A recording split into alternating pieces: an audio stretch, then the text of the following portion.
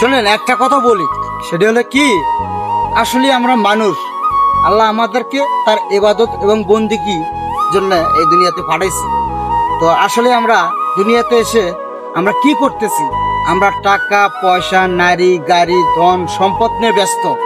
আল্লাহ যে তার ইবাদতের জন্য পাঠাইলো, সেই ইবাদত কি আমরা করি? আসলে করি না। কিন্তু একটা কথাই মনে রাখবেন, সারা জীবন বেঁচে থাকবো না, একদিন মরতে হবে। যদি মরতে হয় তাহলে কিন্তু পাপ এবং পুণ্যেরও বিচার হয়। তাই আমি বলবো সবাইকে, আসুন আমরা আল্লাহর পথে চলি।